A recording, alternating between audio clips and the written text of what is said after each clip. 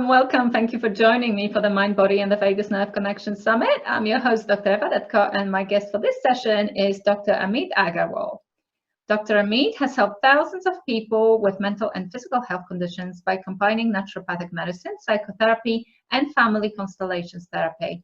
His online program is the only online program approved by both the Commissions of Dietetic Registrants and by Naturopathic Professional Association for Naturopaths, Nutritionists, and Dietitians.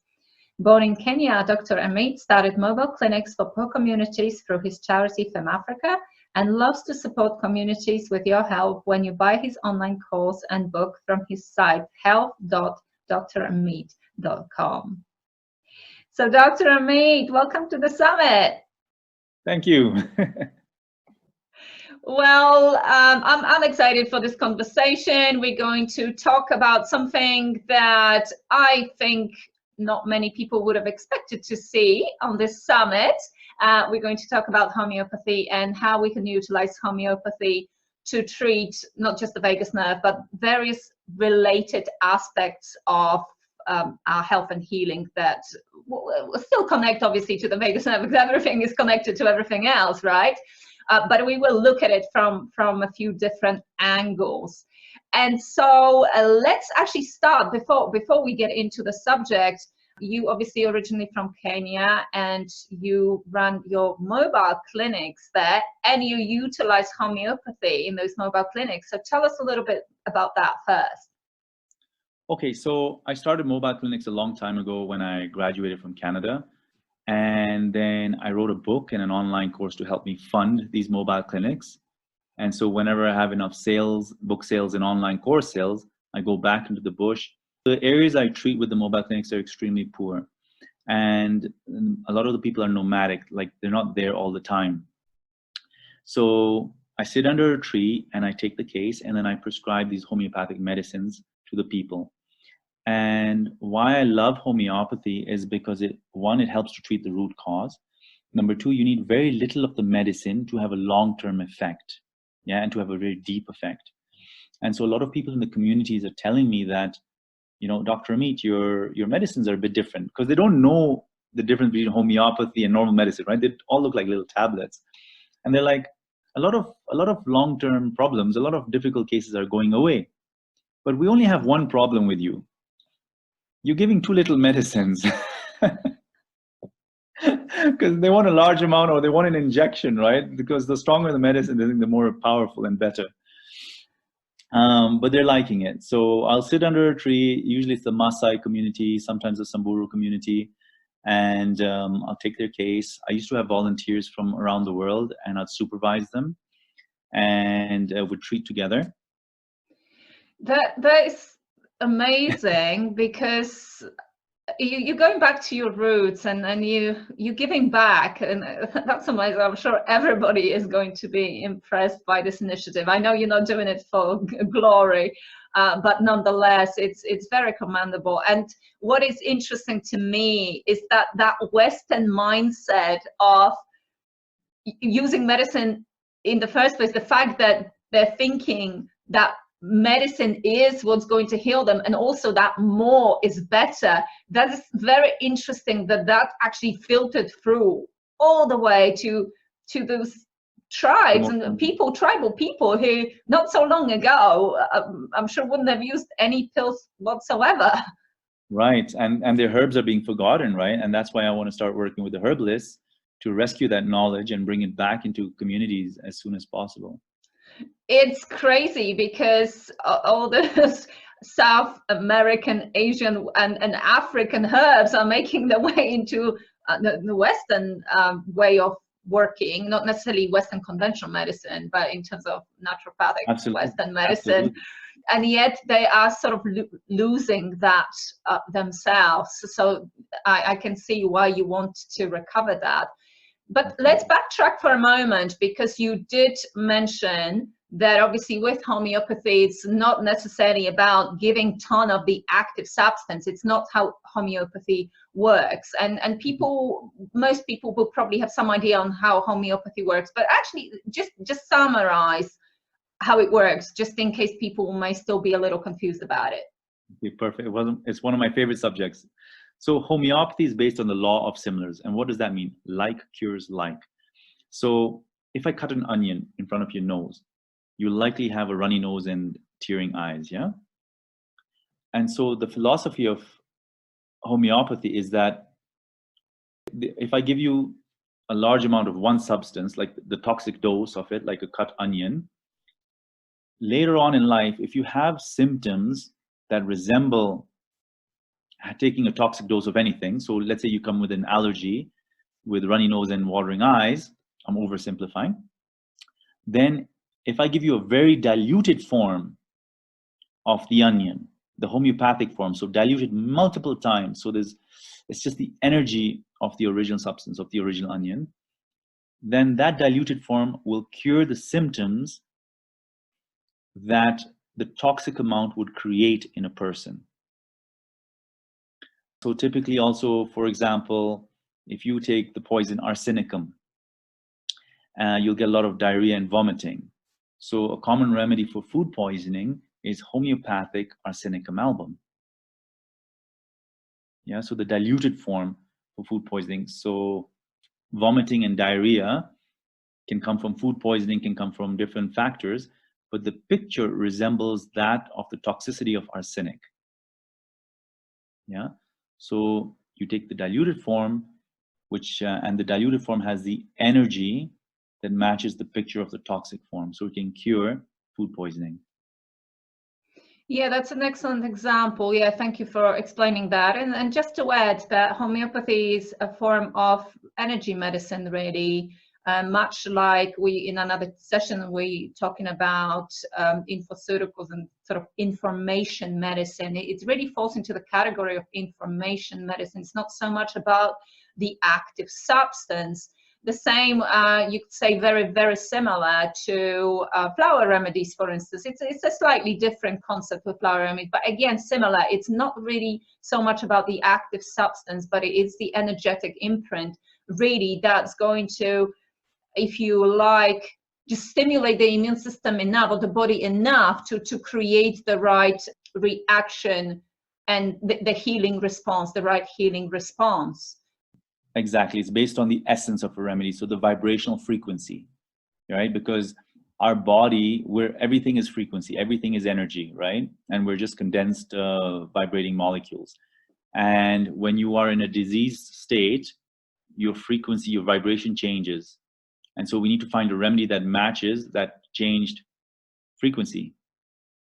And homeopathy is amazing for that, because there's thousands of remedies available, so you can really narrow down a unique disease state or a unique disease frequency in a remedy. Meaning, so let's say you have asthma, and there's thousands of remedies for asthma. So I will understand what's the unique picture of your asthma, and I'll find a remedy that matches that unique picture. So your unique picture might be your asthma is worse at 4 in the morning rather than 8 in the morning. Or your asthma is better drinking hot water versus somebody else's asthma gets better drinking cold water, right? And so the cold water asthma has a different remedy, and the warm water asthma has a different remedy. And that's why homeopathy is amazing, because you can really individualize the treatment, right? And get a deeper cure. And it's actually part of the reason why it doesn't lend itself very well to research studies as Western medicine likes to do them. It's because of that. It's because it's highly individualized. So then, of course, the conventional medicine will come along and say, oh, this is all stuff that, you know, is unproven, or it doesn't work, or whatever. But the actual fact is that there are a lot of natural therapies and things that we know work beautifully, but they don't necessarily lend themselves very well to placebo-controlled, double-blind studies and things like that. Exactly. Yeah, it's hard to do double-blind studies with homeopathy, because each person in your case study needs an individual remedy. But the good news is WHO, World Health Organization, recognizes it as therapeutic science, therapeutic medicine. And I would say like probably 80% of the population in India are using homeopathy. It originated in Germany, and Germany is widespread. in Europe, you can buy homeopathic pills in a pharmacy, right? So it's widely accepted, and it's gaining popularity, and it's treating the root cause. It's excellent for children. It's super safe. So yeah, let's just support the movement. Yeah, absolutely. And so you mentioned that you use it on your communities in Africa. And I know that you would use homeopathy for instance, for shock and trauma. And that also relates to the vagus nerve. So tell us a little bit more about that particular aspect of using homeopathy. Homeopathy is amazing, amazing for shock and trauma. In fact, it goes deeper than psychotherapy in so many ways, because there's individual remedies for different types of trauma. Yeah. So if somebody is being sexually abused, for example, I have a selection of 5 or 6 remedies that can help somebody who has been sexually abused, right? Which versus me spending an hour once a week with the client for 3 or 5 weeks, working on the different layers of the trauma. When I combine it with homeopathy, the homeopathy goes deeper to help the person release the energetic tension in their body, right? So we have remedies for, grief from loss of a loved one. Yeah, if somebody dies. Then Ignatia is a homeopathic remedy I use often for breakups, somebody who has been betrayed and is feeling very tearful and anxious. Versus Natrum muriaticum is another beautiful homeopathic remedy I use for grief when somebody has lost a loved one, especially related to, missing your mom or losing a parent, or even also going through a breakup where there's less anxiety but more withdrawal, right? So homeopathy is beautiful in that way. It really understands the unique characters of a person. Aurum metallicum, great remedy for somebody who has, gone through a serious loss and is having suicidal thoughts from shame and guilt, right? So I'll understand the uniqueness of the trauma and the uniqueness of the presenting symptoms and match that to the homeopathic remedy, right? And my online course goes through all these different remedies and different shocks. And there's a book called The Repertory, which homeopaths use, that people can look through and say, okay, if somebody has been betrayed, what are the different remedies? So then I look at the different remedies and say, okay, which of these remedies most closely matches the person's symptoms, in that category, and I'll give it, right? So, and the beauty of homeopathy is that you can actually heal old shock and trauma from the past. So let's say somebody comes in with stomach cramps and ulcers and things like that, yeah? Rather than give a homeopathic remedy for stomach cramps and ulcers, I'll say, okay, when did this start? And if it started after a betrayal, and I see this all the time in my clinic, honestly, even last week I had a case like this. They'll say, oh, after I was betrayed, or after I had this fight or something like that, I'll give them the remedy for the conflict, and boom, the symptoms, the physical symptoms disappear because it started with an emotional shock. And we know that's possible because of the connection of emotions to the vagus nerve, to the different organs in the body, yeah?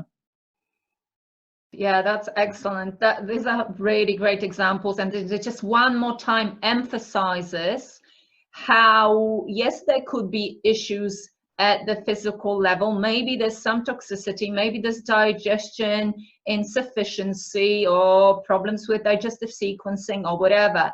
But that emotional trauma can actually push somebody over the edge, and they will start manifesting that illness, and that happens so often. So that's very interesting. Thank you for sharing that. Have you got any other examples?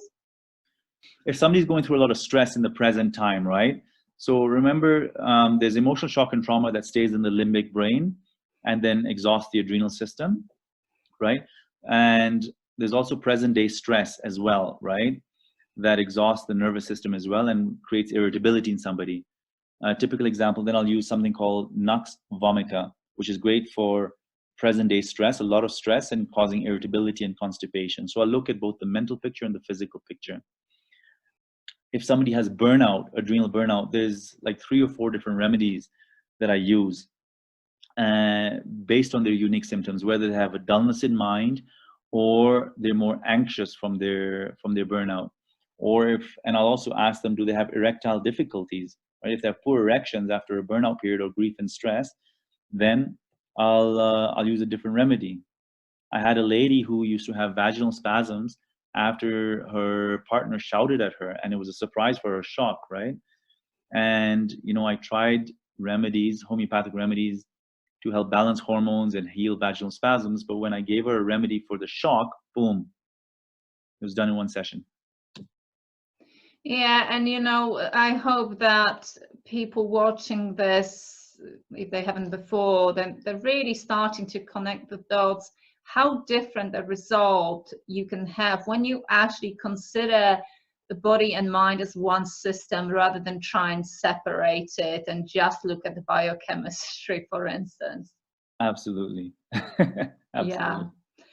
So, and you mentioned adrenal fatigue. That's great, because obviously that's a very common complaint in a lot of people with chronic illness. I mean, it can be at the source of it, or it could be a resulting symptom. But either way, a lot of people suffering with chronic illness will have this problem.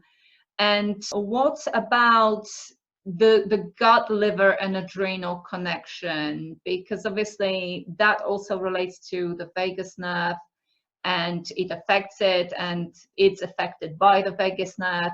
So can you talk a little bit more about that relationship? So this might be repetitive, some of you, I apologize. You have the gut, which has a nice lining, kept healthy by good bacteria and good food. With antibiotics, poor diet, etc., the gut gets damaged. You get leaky gut. You get holes in the intestines. Toxins go all over the body, creates systemic inflammation, leading cause of chronic disease, right? And irritation to the vagus nerve. All these toxins go to the liver. Liver gets bunged up, produces less bile. You get more gas, bloating, constipation, indigestion, and a worsening of leaky gut. And that causes chronic inflammation again. The systemic inflammation stresses your adrenal glands, right, to produce cortisol. So your adrenal glands going to burn out, both from inflammation and from emotional stress you're going through in life, and from history of trauma. So these are the fundamental systems to heal: emotional trauma, right, stress, as well as the gut, liver, adrenal system connection. When you heal all these, then the body resolves many chronic diseases, including hormonal balances and headaches and things. So I will pick the right homeopathic remedy depending on what system I feel needs support. So in my online course, I talk about a lot of liver remedies. One great example is lycopodium. I love lycopodium for the liver because it helps the gallbladder stimulate bile, release bile, more bile into the intestine. Most people have a stagnant gallbladder. Nux vomica is also excellent for stimulating bile flow, especially from the liver. It helps detox the liver, right? Because if you just heal the gut, you only do probiotics all the time, and you change your diet without correcting your liver, you'll get 50% of improvement, not the full improvement, right? So even if I give herbs for the liver, I'll always give a homeopathic remedy also for the liver, because homeopathy goes much deeper into the liver. So now if the adrenal glands are wiped out, I'll give burnout remedies. Those are typically like the acid remedies in homeopathy. You got phosphoric acid, fluoric acid, muric acid, all these different ones, yeah? And these really help somebody recover from burnout, while I'm also giving them herbs to nourish the adrenal system. Because remember, if somebody's burnt out and they have this messaging from their subconscious, that's a fight or flight response, even if you keep on giving them herbs, the messaging still goes on and keeps you in a locked state of fear, right? So when you take homeopathy, it actually undoes the stress response. So you come out of that fight or flight, and the herbs work much faster, and you don't deplete the herbs. You know what I mean? Like if you don't resolve the stress, you just take the herbs and you deplete the herbs. But if you resolve the stress, then the herbs become more nourishing. You need less herbs over time, and you recover faster. Yeah, because ultimately what you're doing is, you can look at it as you treating the symptoms, but without addressing the cause, because all you're doing is throwing herbs at a liver that is compromised, but then you're not really addressing anything more underlying. So what you're saying is that with homeopathy, we can go deeper in that sense and address the underlying autonomic nervous system dysregulation, and through that we actually making the body more receptive and responsive to whatever else we're going to give it, whether it's on the food level or herbal supplements or whatever. Absolutely. The deeper you go energetically, the more transformative the therapy is, right? Otherwise, if you're just taking the physical substances like supplements and herbs and stuff, yes, you will get some long-term cure and sometimes permanent cure. But for a lot of people, they remain dependent on supplements because they're not shifting the vibrational frequency or the energetics of their state of being. Yes, absolutely. It makes perfect sense. I wanted to ask you, when people want to use some of those remedies themselves, what is your opinion on this? Is this something that you would say it is okay for people to just go and look this up and perhaps try and self-remedy? Or would you say that this is something that needs to be worked on with a practitioner? I much prefer people go to a naturopathic doctor or a homeopath, right? Because it's hard to be objective when you're treating yourself, one. Number two, a practitioner, a well-trained practitioner will understand the root cause, right? So like if you have headaches, for example, migraines, it could be due to blood pressure issues, it could be a muscular issue, it could be a progesterone issue, right? Or it could be a food sensitivity. And a good naturopathic doctor can help distinguish what it is, right? And really treat the root cause. And then you might be biased in your own emotional state. You might not know that there's an emotional cause to your state. And a clean, observant therapist can hold the space to allow you to go into vulnerable places that you might not be able to do if you're treating yourself. And those vulnerable places that you visit with a good practitioner help the practitioner determine what the actual trauma is, what the belief system you have is, and therefore select a better remedy for you. The problem with self-diagnosing is you might take the wrong remedy. One, you'll get disappointed and say homeopathy doesn't work, or you might mask symptoms and not really treat the root cause. Yeah, I completely agree, and I hear what you're saying, and I would definitely echo that, because we were talking about going deeper with this, and to go into your own emotional experience and process that, you need to be subjective and connect with that. But at the same time, in order to help yourself, you need to be objective and step out of it. Now, it's not possible to be both at the same time, and this is why having that other person who is well trained to point you and in the right direction, and also perhaps uncover some of the things that you're not seeing because it's your blind spots, that will mean that you can go much deeper, because you will go after that root cause rather than treat the symptoms. And that obviously is what this whole thing is about. Absolutely, absolutely. There's a famous saying, I don't know how it goes, but it's something like, you cannot cure a problem with the same mind that created it, or something like that. You know what I mean? So it's hard to treat your own mind because you're observing with the problematic picture. Yes, exactly. Yeah, I love that quote. That's really great. This is really fantastic and really helpful. Is there anything else that you want to add to what we've already said? Any other advice or words of wisdom? So we've covered adrenal, gut, liver connection. There's free videos if people want to watch on my website, right, to summarize this whole thing. There's the homeopathy for healing the emotional stress and trauma. Then I always combine, of course, homeopathy with supplements, yeah, for a lot of people. So I'll heal the gut with the probiotics, the vitamin D, etc., and then heal the liver with some herbs, and support the adrenal glands with some herbs as well, because you got to nourish the body with some herbs as well while you're shifting the energetics. Really, that's it. And then the word love comes to mind. You know, I'm reading A Course in Miracles right now. I'm trying to study it to learn how to do therapy through the Course in Miracles. And really, self-love is very present in my mind, working on self-love and forgiveness and letting go of attachments. I believe this frees up energy so that you can have more energy for healing.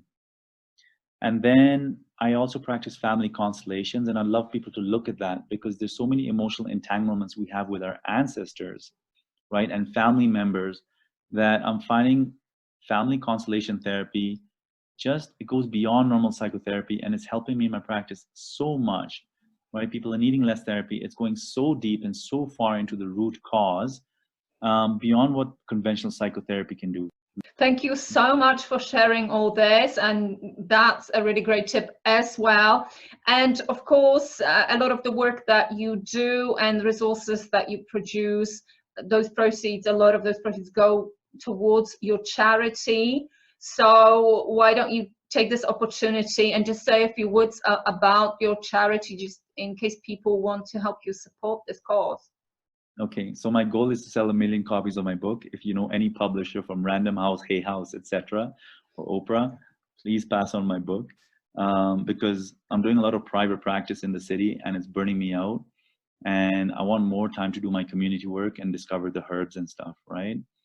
But I don't like fundraising too much. So the way I fundraise is people buy the book and the online course so that they get something in exchange for giving me support, right? I like doing that way. It's more of a fair exchange that way. So the more books you get, or the more promotion you can do for me to a publishing company, I'd really appreciate it. Yeah, and what comes up for me is just supporting these communities so we can gather their knowledge again before it disappears. I know everyone assumes that the communities use holistic medicine. They don't, right? They're overusing sugar, they're overusing antibiotics, yeah? So we really need to protect them from this onslaught of mismanagement of health before it gets too late. And I'm lucky enough to study naturopathic medicine and live in Kenya, so hopefully I can make an impact when the time is right. Brilliant, brilliant. It's been such a pleasure to talk to you, Ameet, and have you on this summit. And thank you so much again for everything that you've contributed to this event. Thank you very much as well, Eva, and blessings to everyone. Lots of love.